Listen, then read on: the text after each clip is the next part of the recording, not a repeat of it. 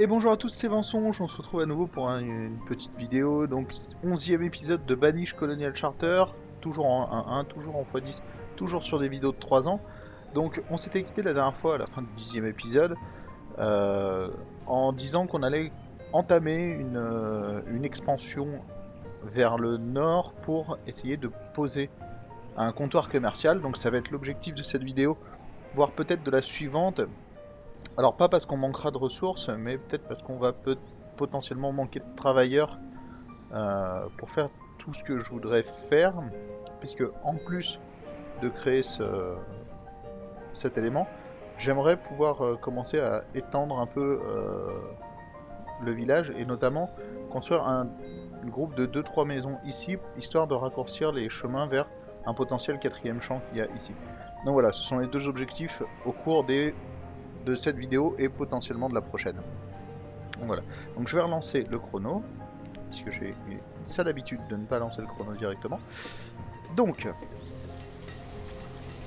je vous rappelle que à la fin de la dernière vidéo, on avait été quasiment forcé de construire une nouvelle grange, parce qu'en fait les granges qu'on a sont quasiment toutes pleines, mais pleines à ras-bord. Du coup, on va avoir un petit souci comment dire, de stockage qui va potentiellement nous obliger à construire un peu plus vite le marché ici aussi. Donc là, je vous rappelle qu'on a un bâtisseur, un travailleur. Donc je vais déjà commencer par donner l'ordre de faire la route. Normalement, ça ne devrait pas prendre trop de temps, puisque si vous vous rappelez bien, au cours de la dernière vidéo, je m'étais permis de demander à mes villageois de virer toutes les pierres et tous les arbres, etc., qui ne me servaient pas. C'est un ordre que je vais redonner, que je suis en train de redonner là. Donc ce qui va avoir pour effet d'encore augmenter mes stocks en pierre et en fer. Donc on voit que le fer, on est très très large. En pierre, un peu moins. Mais en fait, il faut comme ça récupérer un peu les ressources qui sont au sol. C'est d'ailleurs pour ça que des fois, vous verrez des villages qui commencent à exploiter ce genre de bâtiment beaucoup plus tard. Moi, j'estime qu'on fait enfin, qu'on a une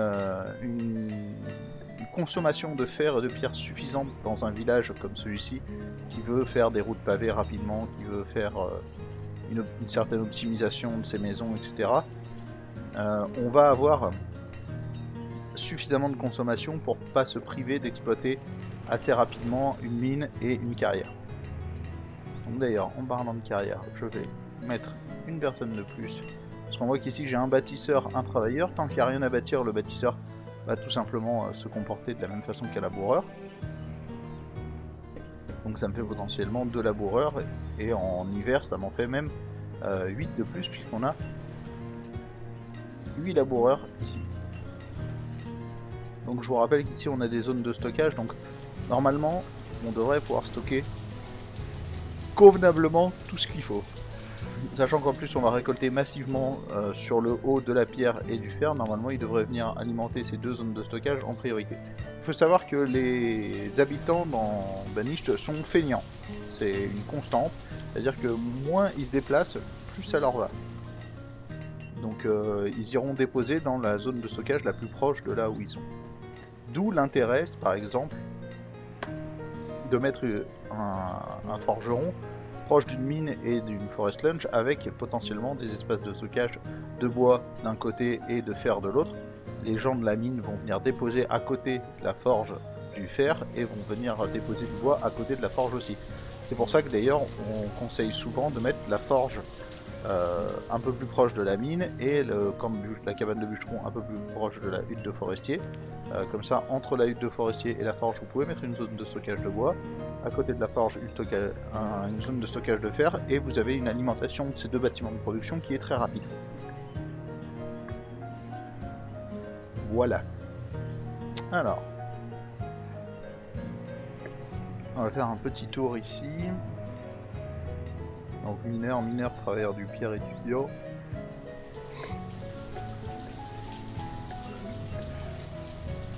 1h51, ici ça peut encore faire des enfants. Ici c'est complet, c'est complet. Donc vous voyez, on commence à avoir pas mal d'endroits où c'est complet. On va pas trop s'en occuper pour l'instant. Comme je disais dans l'épisode précédent, on va se servir de la limite de population dans une maison pour réguler la population. Et par contre, on gardera un œil sur cette personne-là. Dès que cette personne-là meurt, il faut qu'on mette en pause pour lancer l'upgrade en maison de pierre. C'est une petite technique qui existe pour éviter de déloger des gens pendant un moment. Vous allez tout simplement attendre que la maison soit vide naturellement. Après bon, vous pourrez toujours déloger des gens si vous êtes sûr de construire la nouvelle maison pendant l'été, quand vous passez de maison en bois à maison en pierre. Mais là c'est quelque chose que nous allons commencer à faire, c'est-à-dire commencer à songer à arrêter les constructions en bois et passer à de la construction en pierre. Je vous rappelle que la consommation en bois de chauffe est réduite de moitié entre une maison en pierre et une maison en bois. Donc voilà, donc là on a encore quelques jeunes, on est plutôt pas mal. En fait, il faut toujours garder à l'esprit, on va dire que il faut qu'il y ait, je vais dire, au moins autant d'enfants qui vont arriver à l'âge adulte dans les 10 ans à venir que de gens qui vont potentiellement mourir. Sachant que les gens meurent pas tous à une date pile, alors que tous les adultes passent en activité à une date pile, normalement vous allez augmenter petit à petit, même en essayant de maintenir ce ratio. C'est un ratio qui est qui joue beaucoup sur des notions un peu équilibristes, mais normalement ça devrait vous permettre d'éviter un boom démographique trop important. Donc voilà, donc là normalement ils devraient avoir déjà, on le voit, hein, ils ont déjà bien viré tout ce qu'on voulait, donc on va commencer la création du comptoir. Alors le comptoir, c'est important de le placer le plus proche possible de votre village, mais pas trop non plus. L'idée étant en fait, derrière, que les gens qui vont travailler dans le comptoir vont être obligés de se déplacer en fait pour venir chercher les ressources. Vu qu'ils vont être obligés de se déplacer pour chercher les ressources, vous allez vouloir leur limiter, comme d'habitude, limiter au maximum les déplacements qu'ils auront à faire. Pour ça, déjà, construisez toujours une route en pierre pour venir les chercher, et ça leur permettra d'acheminer plus de matériel, plus de matériel tout simplement plus vite. Petite chose à savoir, alors, dans tout le jeu, quasiment, il y a des notions de poids qui entrent en jeu lors du transport des ressources. Alors je n'ai pas les chiffres exacts en tête, par ressource, le poids, etc. Mais il faut savoir que de base, j'essaierai de les mettre en commentaire ou en dessous de la vidéo si possible. Si j'arrive à les retrouver, j'avais trouvé un endroit où il y avait plusieurs notions de poids. Par exemple, je crois me rappeler que la grande majorité des éléments de nourriture pèsent 1. D'ailleurs, c'est, entre guillemets, ce qui joue sur le remplissage de vos granges. La grange n'est pas en fait quelque chose qui peut prendre un nombre brut d'éléments. C'est un espace de stockage qui peut stocker un certain tonnage en fait. Alors tonnage ou autre, hein, vous appelez ça comme vous voulez. Le fait est que vous allez pouvoir stocker un certain poids de matériel dedans. La plupart des nourritures, genre les poires, les oignons, etc., il me semble que c'est 1, ça pèse 1, donc on suppose 1 kg, ça doit être un truc comme ça. Et il me semble par contre que les champignons pesaient 4 ou 5, quelque chose comme ça. Bref, je reviens à ce que je disais. Un villageois classique va porter, il me semble, c'est 100 d'unités par voyage. Il ne peut pas porter plus. A contrario, quelqu'un qui travaille dans un comptoir de commerce, donc un commerçant, va porter, il me semble, je ne sais plus si c'est exactement 400 ou 500, mais c'est un boost énorme. Donc, il peut être utile, de temps en temps, de se dire que une partie des laboureurs, quand on commence à avoir pas mal de laboureurs, là on voit que je n'ai pas vraiment besoin de mettre plus de monde à la mine, pas vraiment besoin de mettre plus de monde dans les carrières. Donc ça peut être intéressant de garder des laboureurs en réserve pour pouvoir répondre à une certaine, peut-être à une certaine demande urgente de nourriture, parce qu'on voit que la nourriture commence, les stocks de nourriture commencent à baisser dangereusement, etc., etc. Ou tout simplement répondre à, il y a une arrivée de nomades, si vous décidez d'en accepter, vous les acceptez, vous voyez que là il faut relancer une production de nourriture énorme très rapidement, vous avez des laboureurs. Donc je ferai toujours l'amalgame entre laboureurs et travailleurs, puisque ça s'appelait laboureur en anglais. Vous avez donc des travailleurs en réserve, les nomades vont en rajouter, vous allez pouvoir faire beaucoup de champs d'un coup qui vont apporter un boost de nourriture. Mais ça pourrait être intéressant donc d'avoir une partie de ces travailleurs qui sont affectés à ce comptoir. S'ils sont affectés à ce comptoir, vous allez, eux, même en fait, quand si vous voulez le comptoir, je vais vous le montrer tout de suite après puisqu'on va bientôt l'avoir fini, vous voyez 98 sur 140.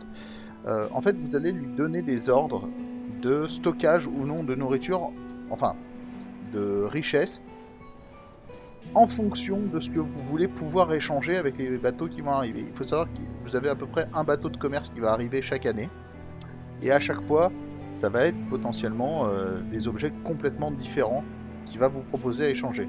Ça peut être des nouvelles graines, ça peut être de la nourriture, ça peut être des outils, ça peut être des bougies, ça peut être des animaux. Il peut vous proposer du fer, il peut vous proposer du pain, il peut vous proposer toutes sortes de choses. Souvent, ils arrivent avec un certain thème tout de même. C'est-à-dire que c'est assez rare qu'un mec vous vende des outils et de la farine, par exemple. S'il vous vend des outils, souvent à côté, il va vous vendre des manteaux, des bougies, ce genre de choses. Sauf que ces gens-là, une fois qu'ils ont fini d'alimenter le comptoir de commerce, eh ben, ils vont réagir comme n'importe quel travailleur qui n'a plus rien à faire. Ils vont se mettre à faire le travail d'un travailleur. Et du coup, eux, par contre, vont garder leur bonus à tout ce système de, de, de poids portable. Et du coup, vous allez vous retrouver avec des gens qui peuvent porter beaucoup plus que des laboureurs, entre guillemets, classiques. Et du coup, ça va augmenter la vitesse à laquelle vos richesses se déplacent à l'intérieur même de votre village, sans parler en fait du comptoir de commerce. Donc, le comptoir de commerce, nous, on va tout simplement lui demander, donc on voit que là, pour l'instant, on fait des outils en fer. Donc, normalement, on en a pas mal de stocker, 150. On va lui demander d'en stocker une soixantaine. Donc, on va prendre des outils en fer, et on augmente, et on lui dit, stocke-en 60 s'il te plaît. On a aussi pas mal de manteaux en cuir. Par contre, on a potentiellement une production de manteaux en cuir qui est bien moins large. Donc, on va lui en demander une vingtaine. Grosso modo, apporte-moi une vingtaine de manteaux que je puisse les échanger à terme contre autre chose. L'autre chose qu'on va demander à ces gens, c'est tout simplement du bois de chauffage. Alors, le bois de chauffage, on va pas lui en demander des tonnes et des tonnes, mais on va monter à 200. Alors, pourquoi à 200? Tout simplement parce que le bois de chauffage, c'est une denrée qui est potentiellement illimitée. Du bois, ça repousse sans arrêt, il suffit de mettre une forest lodge et donc une hutte de forestier, et ça va repousser, donc vous avez une source intarissable de bois. Il vous suffit d'une personne pour produire quand même de grandes quantités, regardez, des grandes quantités de bois de chauffage à l'année, 450 à l'année quand il travaille moyennement. Là on voit que on a à peine commencé l'année et il démarre déjà sur les chapeaux de roue. Et donc, vous allez avoir une grande quantité de bois de chauffage qui arrive, potentiellement, facilement, beaucoup plus que ce dont vous avez besoin. Ceci étant dit, le bois de chauffage se revend quand même à un prix tout à fait honorable, puisque je vais essayer de vous le montrer si on peut échanger. Le bois de chauffage s'échange pour une valeur de 4, c'est-à-dire que pour un bois de chauffage, vous allez pouvoir obtenir 4 unités de nourriture.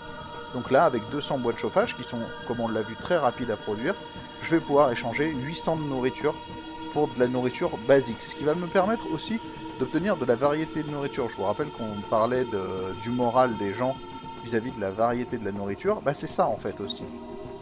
C'est-à-dire que si vous avez des styles de nourriture que vous ne pouvez pas produire, vous en achetez via le comptoir de commerce régulièrement. On pourrait imaginer à terme stocker 1000, voire 1500, voire peut-être 2000 unités de bois de chauffage si on a une grosse production de bois de chauffage. Et donc échanger comme ça chaque année plusieurs milliers d'unités de nourriture pour, le, bah, pour diversifier nos apports en nourriture.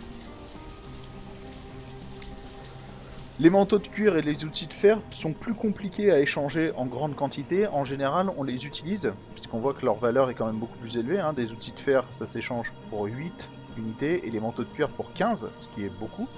On va plutôt s'en servir pour atteindre des sommes beaucoup plus élevées, notamment pour tout ce qui va être animaux et nouvelles graines de plantes et d'arbres, les animaux vont souvent coûter aux alentours de 400, 600 la tête, sachant qu'il vous faut automatiquement au moins 2 têtes de bétail pour commencer un troupeau, parce que si elle est toute seule, elle ne pourra pas se reproduire. Si vous avez qu'une vache, elle ne pourra pas faire de petits, quoi. Ce qui paraît logique, mais de ce que j'ai lu notamment sur Reddit, à l'époque de la sortie du jeu, on avait surpris plus d'un. C'est-à-dire qu'ils avaient acheté une seule vache en se disant bon bah la vache elle va se multiplier du moment où elle sera dans l'enclos. Non non, elle va finir par mourir et vous aurez plus de vaches du tout. Donc c'est dommage. Du coup il vous faut au moins 2 vaches, au moins 2 poules, etc. Moi en général pour démarrer un peu plus rapidement les enclos, j'ai tendance à en acheter 3, voire peut-être 4 pour les animaux qui coûtent pas trop cher. Les plantes, par contre, quant à elles, vont aussi osciller entre 2500 et 3500, ce qui est beaucoup plus cher, et c'est souvent pour ça qu'on va utiliser les manteaux et les outils de fer.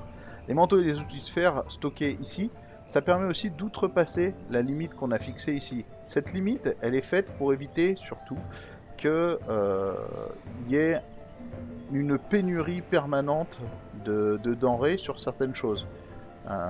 Imaginons par exemple qu'on ait mis je sais pas moi, 6000 de bois de chauffage et 2000 d'outils, et ben il y aurait jamais de fer, il y aurait jamais de bois, il couperait sans arrêt, on stockerait des grandes quantités d'outils et de bois qui ne serviraient pas forcément à grand chose, puisque là, même si tous les gens commencent à péter des outils dans tous les sens, il faudrait qu'ils usent 3 outils non-stop pour de suite, chaque habitant, pour épuiser nos réserves. Donc on est large, c'est comme ça qu'on va gérer la réserve. Mais du coup, avec cette réserve qui est stockée dans le comptoir, on peut les changer. Alors, faites attention de ne jamais dépasser en stockage dans le comptoir. Alors, je vais nuancer ce propos, hein, mais je le fais clair et assez violent pour que ça marque un peu les esprits. Ne jamais stocker dans le comptoir une plus grande quantité d'objets que la limite que vous stockez vous-même dans vos granges. Pourquoi? Parce que si jamais vous commencez à l'échanger, les gens qui travaillent au comptoir de commerce vont pas se prendre la tête. C'est-à-dire qu'ils voient qu'il manque des choses dans le comptoir de commerce, ils vont puiser dans les granges, ils vont tout prendre. Et potentiellement, vous allez causer vous-même des crises au niveau du matériel, notamment au niveau que ce soit des manteaux, mais le plus grave c'est souvent les outils, parce que si les forgerons commencent à plus avoir d'outils, ils produisent moins vite. Du coup, potentiellement, ça peut faire un effet boule de neige où plus personne n'a d'outils dans votre ville, ce qui est très dommageable, bien sûr. Alors on voit que ça, ça enchaîne un peu les éléments. Bonjour, c'est plein, bonjour, c'est plein, bonjour, c'est plein. Ça n'arrête pas, hein. Ça n'arrête pas depuis un bon petit moment d'ailleurs. Oh, là je ne pensais pas que ça garderait comme ça d'un chargement sur l'autre les données. Bref, c'est pas grave. Alors on voit qu'il y a un parfait, hein, il y a un bateau marchand qui arrive. Alors le bateau marchand, je vais me permettre de... Je vous avoue que j'ai même pas calculé le nombre d'années qu'on a fait là. On va dire qu'on va s'arrêter à la fin de cette année-là. Donc je vais essayer de vous expliquer rapidement, donc en pause, comment ça fonctionne. Donc on voit que là, on a Armand le smuggler qui est arrivé et qui nous propose des échanges. On pourrait commencer à échanger. Là, il nous propose en l'occurrence du vin. Ça ne nous intéresse pas vraiment. Par contre, il existe 2 options très pratiques. Il existe l'option achat automatique. Imaginons que vous êtes dans un village où vous pour une raison X ou Y, vous avez du mal à vous fournir en fer, par exemple. Ou mieux encore, en vêtements. C'est la dèche, vous n'arrivez pas à vous fournir suffisamment en vêtements. Vous pouvez faire en sorte qu'à chaque fois qu'un marchand arrive avec des vêtements, vos ouvriers, sans même que vous ayez à vous en occuper, achètent une certaine quantité de vêtements. Ça va se passer ici, et vous allez pouvoir, voilà, déterminer, voilà, je veux qu'à chaque fois qu'il y ait la possibilité d'acheter des vêtements, vous en achetez jusqu'à 100. Donc ça ne les fera pas apparaître par magie, mais s'il y a un commerçant qui arrive avec des vêtements, il vous les proposera. Vous pouvez faire du coup pareil pour tout ce qui est grains, viande, fruits, légumes et herbes médicinales. Donc pour l'alcool, ça va comprendre l'hydromel, la bière, le vin, etc. Et vous pouvez dire euh, quand vous voulez l'acheter automatiquement. Donc jamais, ils n'achèteront jamais automatiquement. À l'arrivée du marchand, c'est dès que le marchand va arriver, ils vont acheter. Et acheter automatiquement juste avant le départ du marchand, c'est clair. Et c'est quand le marchand est sur le départ, vous allez tout acheter d'un coup. On peut déplorer potentiellement qu'on ne puisse pas affiner ce système en mettant des choses très importantes en priorité à l'arrivée du marchand et d'autres moins importants potentiellement juste avant le départ du marchand. C'est dommage. Peut-être que ça viendra par la suite comme option supplémentaire. En l'occurrence, pour l'instant, ce n'est pas possible. Le deuxième élément qui peut vous intéresser, c'est celui-là, les commandes spéciales. C'est-à-dire que quand vous avez un marchand qui vient vous rendre visite, vous allez potentiellement pouvoir lui passer une commande spéciale pour la prochaine fois. Imaginons que j'ai une taverne, oui, parce que c'est possible de faire une taverne dans votre village, et que cette taverne manque de boissons rafraîchissantes pour fonctionner correctement. Je pourrais très bien lui dire, bah la prochaine fois, cette fois-ci tu m'as amené du vin, la prochaine fois je voudrais que tu m'amènes de la bière, de l'hydromel et potentiellement du tabac. Et donc il va essayer de vous ramener la prochaine fois de la bière, de l'hydromel et du tabac. Ici aussi vous pouvez me passer une option, jamais, il ne passera jamais la commande spéciale, une seule fois et à chaque fois, ce sont d'autres options qui vous permettent de dire que vous voulez soit qu'il n'en apporte que la prochaine fois qu'il vient, soit qu'il en est toujours avec lui. Et ça c'est plutôt pratique, vous verrez, parce que vous pouvez forcer un vendeur de bétail par exemple à, imaginons qu'il passe une année et que vous n'avez pas de quoi lui échanger ce bétail, vous pouvez prévoir de faire du matériel, notamment du bois de chauffage par exemple, suffisamment pour l'acheter la prochaine fois, et vous allez donc lui forcer un peu la main pour qu'il revienne avec les mêmes bêtes la prochaine fois. Donc voilà, c'était un peu pour l'explication. Je vais relancer le compteur parce que sinon, ça ne m'intéresse pas. Donc là, je vais pas prendre plus de temps. Hein. Je vais tout simplement laisser partir le marchand. Je vais aussi utiliser une petite astuce donc, qui est assez... c'est un peu bizarre à utiliser, mais ça marche très bien. C'est que je vais stocker énormément de nourriture dans ce comptoir de commerce et je les réinjecterai au fur et à mesure dans le, dans le circuit de grange. C'est pour une raison très simple. À l'heure actuelle, comme on l'a vu, on manque énormément de places de stockage. À l'heure actuelle, cette grange est pleine. Celle-ci varie rapidement mais est tendance à être plutôt vers le plein. Et les deux dernières sont pleines et quasiment pleines. On a beaucoup trop de nourriture. Ici, il y a plus de 2500 haricots. Ici, il y a une tonne de poires. Ici, il y a 4000 haricots. Et ici, c'est tout autant la débandade. Et bien, on va tout simplement aller stocker quelque chose comme 5000 haricots ici. Et à peu près 1000 poires, par exemple. Pour désengorger tout ce système. Vous allez voir que, voilà, tout le niveau de quantité de ressources est en train de diminuer en nourriture, mais c'est normal. En fait, ils sont en train de vider certains entrepôts pour venir les entreposer des choses là-bas.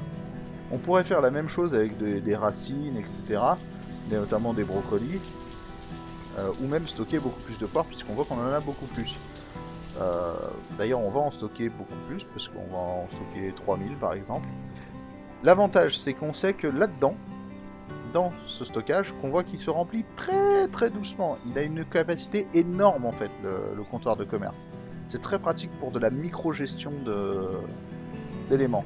Alors, ça s'utilise beaucoup, d'ailleurs, cette micro-gestion sans Colonial Charter. Avec Colonial Charter, il faut savoir que vous avez un élément qui s'appelle le hangar de stockage, qui permet de stocker aussi des grandes quantités, et vous ne pouvez pas, enfin vos villageois ne peuvent pas aller chercher directement dans son hangar quelque chose.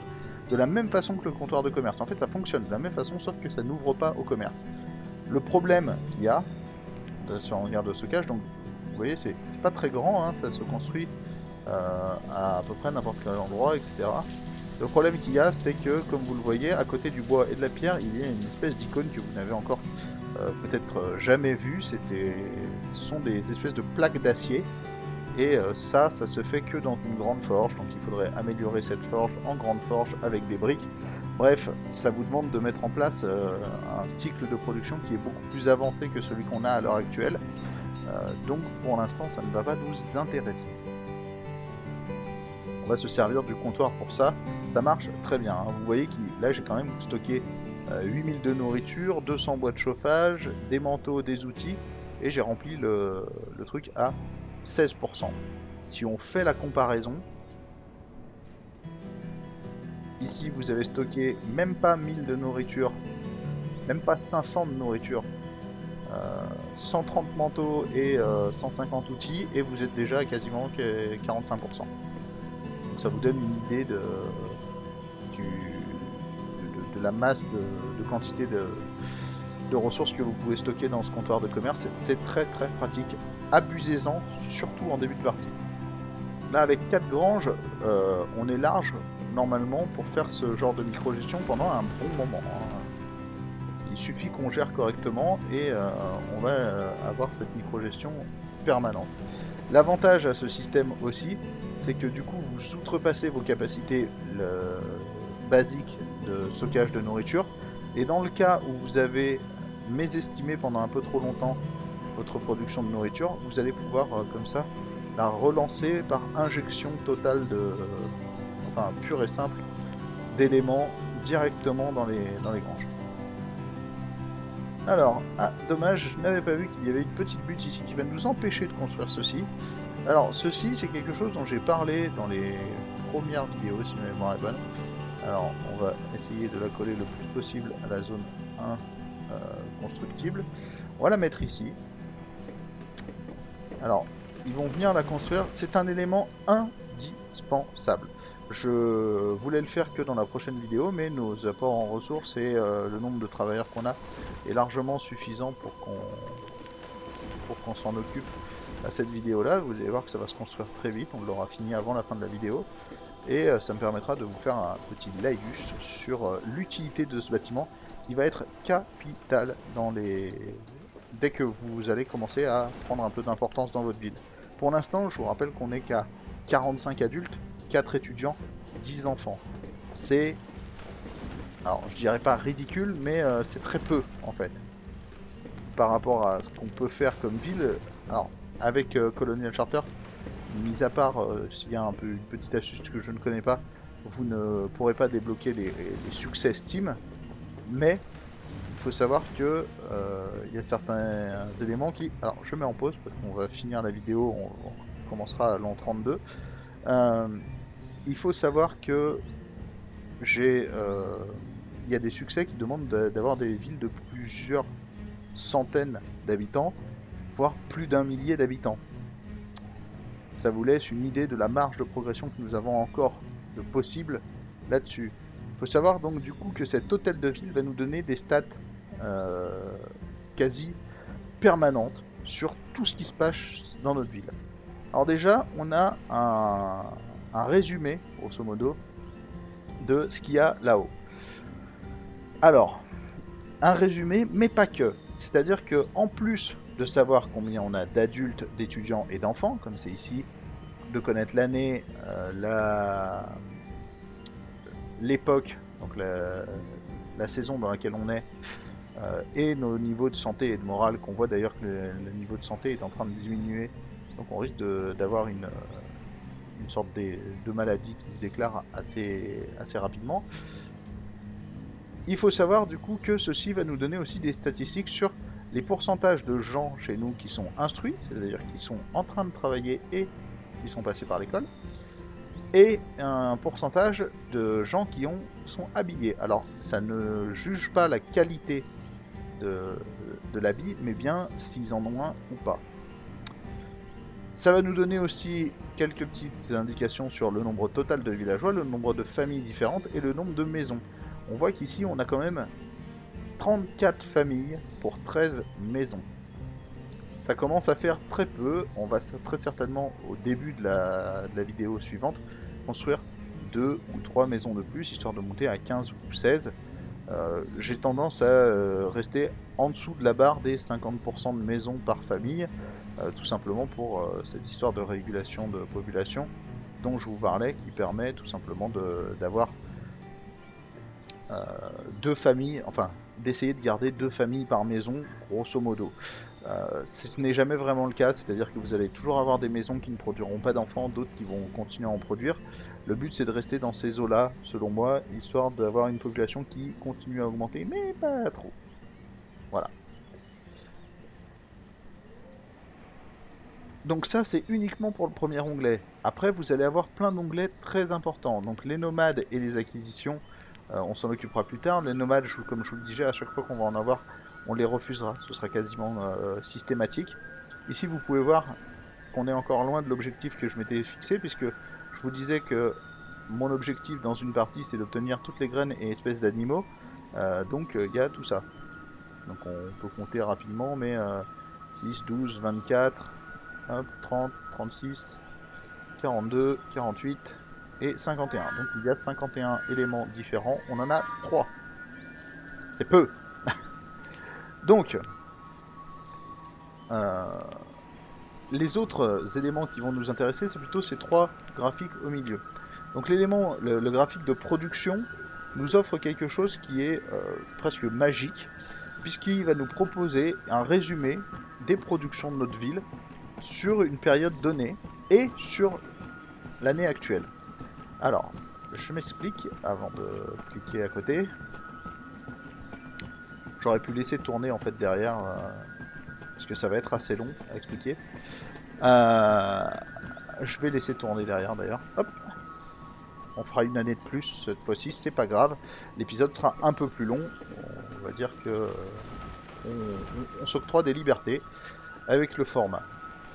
Donc on a ici quelque chose qui nous dit la quantité de nourriture actuellement stockée. Donc cette colonne, ce sont les ressources stockées dans vos différents greniers, marchés, etc. Ici, vous allez avoir la quantité consommée à l'heure actuelle cette année. C'est-à-dire que pour l'instant, au milieu du printemps, nous avons consommé environ 770 unités de nourriture. Bon, 800 maintenant, vous voyez que ça évolue assez vite, vu qu'on est en x10.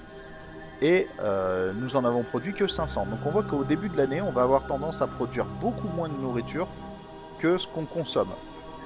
Alors, ça a un impact double, cet élément. C'est-à-dire que si vous...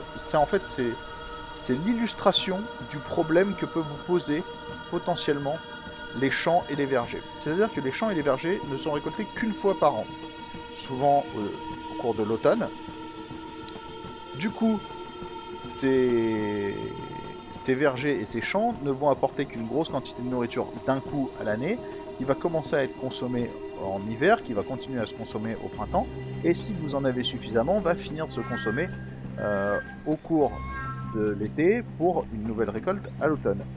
Seulement, si vous basez trop votre production sur les champs et les vergers, vous allez vous retrouver avec une production qui fait un yo-yo énorme entre printemps-été et automne-hiver.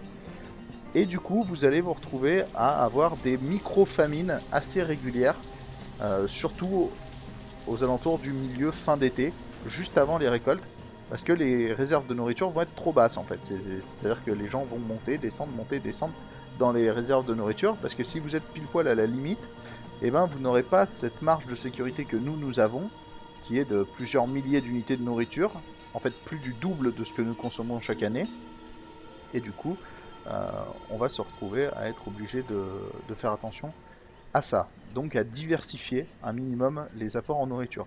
Et c'est là que d'ailleurs les pâturages entrent en jeu, puisque les pâturages fournissent de la nourriture toute l'année. Alors, avant de finir ça, on va aller voir vite fait ce que le marchand nous présente. Enfin, nous propose des manteaux en cuir, ça ne nous intéresse pas, nous allons laisser partir le marchand.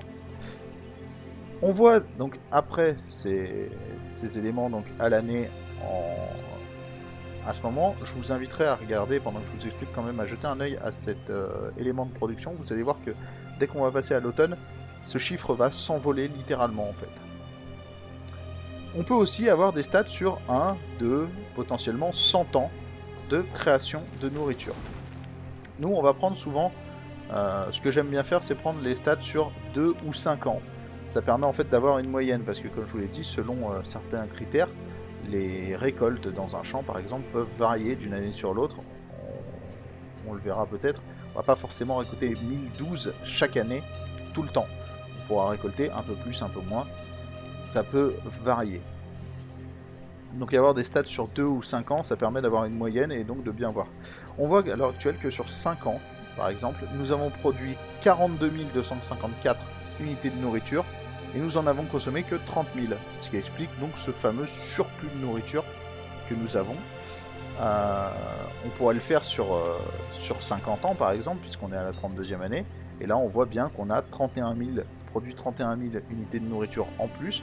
Ça correspond grosso modo à la nourriture qu'on a en stock, plus ce qu'on a stocké dans le comptoir.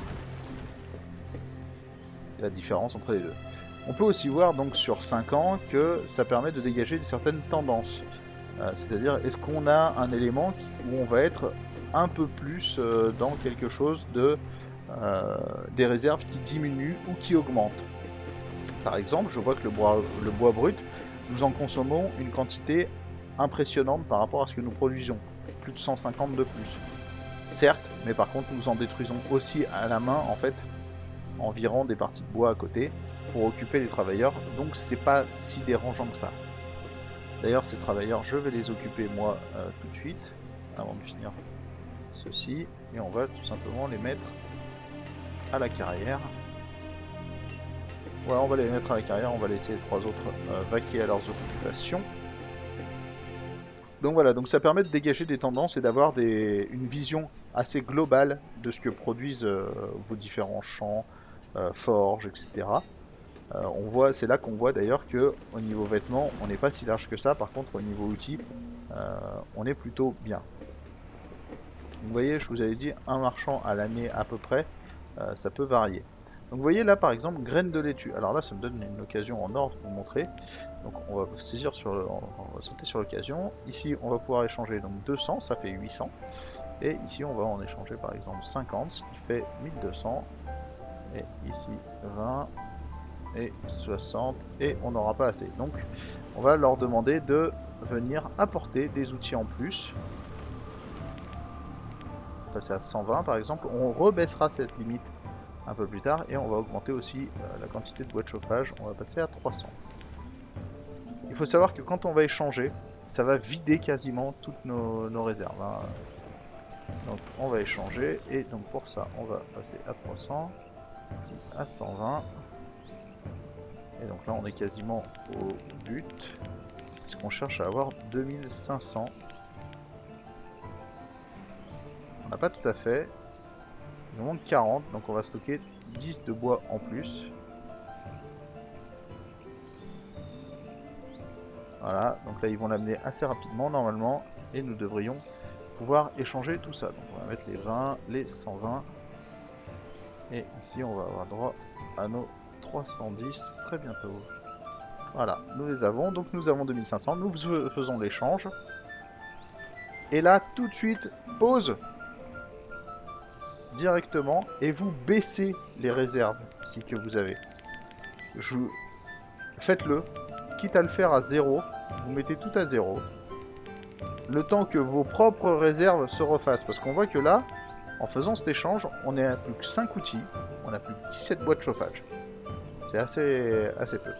Bon, de toute façon, j'ai quasiment fini de vous expliquer tout le système d'hôtel de ville, donc je vais pas faire d'année en plus ici. Donc je vais faire pause. Donc ici, donc on a cette tendance qui se dégage. Ici, vous avez beaucoup plus simplement un inventaire total de tout ce qui se trouve dans vos différents entrepôts, granges, zones de stockage, etc. Vous pouvez les trier par nom ou par quantité, par exemple pour savoir quelle quantité de enfin quels sont les types de nourriture que vous avez dans les plus grosses quantités. Donc là, on se rappelle que c'est faussé parce que nous avons énormément de haricots et de poires stockés, c'est-à-dire que les deux choses dont nous avons le plus, ce sont les poires et les haricots. Continuons. Donc, ah oui, petit élément, vous pouvez choisir de savoir ce qui est entreposé dans, dans vos entrepôts, dans le comptoir de commerce, donc on voit là 5000 haricots, 3000 poires, et dans les maisons. C'est-à-dire que vous pouvez savoir quels sont les éléments qui sont stockés dans les maisons.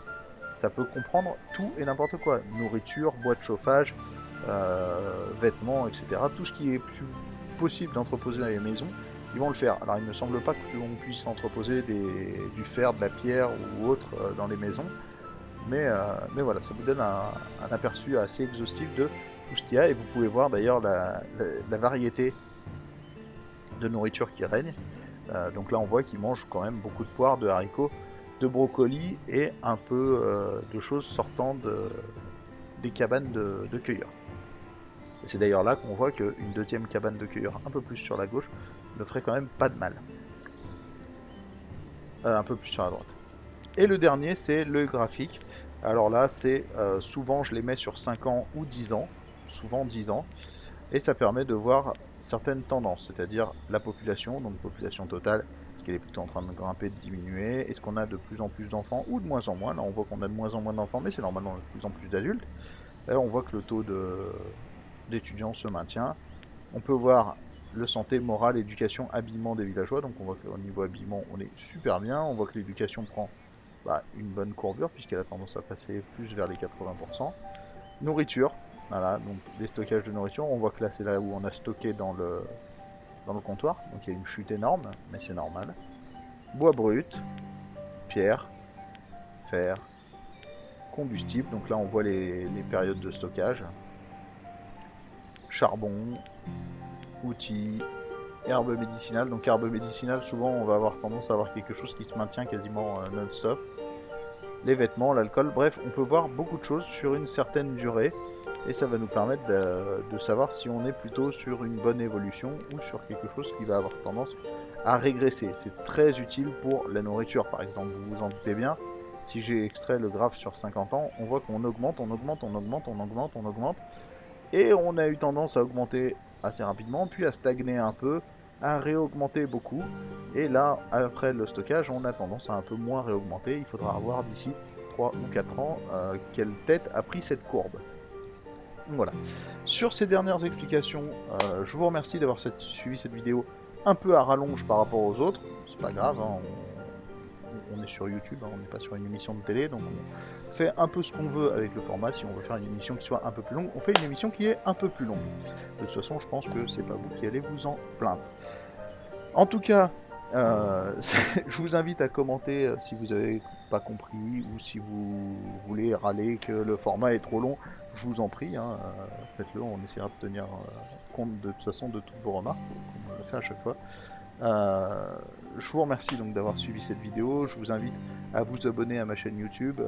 N'oubliez pas que c'est pour vous qui regardez mes vidéos. Moi, ça me permet déjà de savoir que ça sert à des gens, que ça plaît à des gens.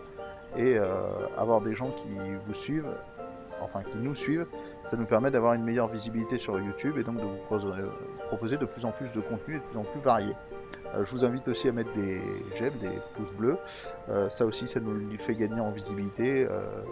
On est obligé de passer un peu par ce genre de choses si on veut pouvoir s'adresser à un maximum de personnes dans nos vidéos.